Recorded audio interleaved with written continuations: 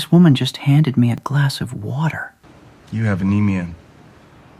It turns your fingernails pitted. That's why your polish looks streaky. You need more iron. The girl was stunned. She said I was Einstein. Einstein had a 1 in 60 IQ. Mine's 197. My name is Walter O'Brien. When I was 12, I hacked into the National Space Agency, but all I wanted was a few blueprints, just to hang them on my wall as decoration. Immunity agreement and extradition waiver. Sign them, and I'll tell you how I hacked into NASA.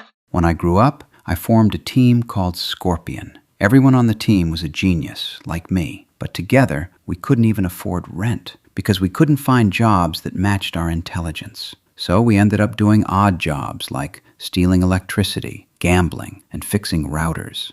But today, agents from the Department of Homeland Security came to my door. I immediately told them to leave. The agent said this was urgent. 45 minutes ago, the control tower at Los Angeles International Airport failed after a software upgrade.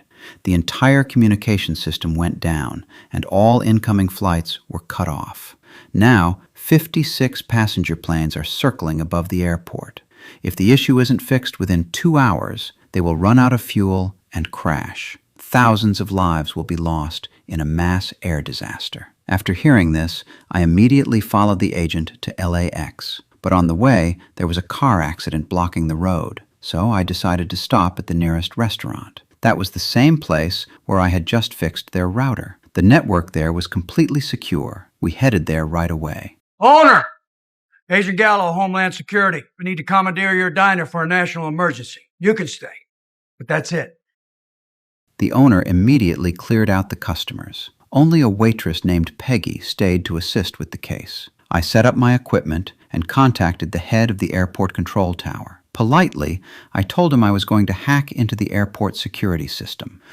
I'm not comfortable with you hacking into anything at this airport. Look behind you. Say hello to the camera, Mr. Brooks. I'm at your 10 o'clock. Our goal is to reboot your computer and land those planes. My plan was to delete the corrupted new system and reinstall the old one to fix the crisis. But unexpectedly, the backup hard drive that stored the system had been damaged during transport. At that point, I had no solution left.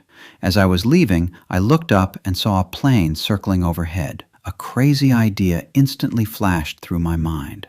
I told Quinn to hack into the Department of Transportation and clear the traffic all the way to the airport. Then I asked Toby to cross-check the passenger list and find someone who could make a phone call so we could transfer the call to the pilot. I immediately set off for the airport control tower. The agent escorted us the entire way, but suddenly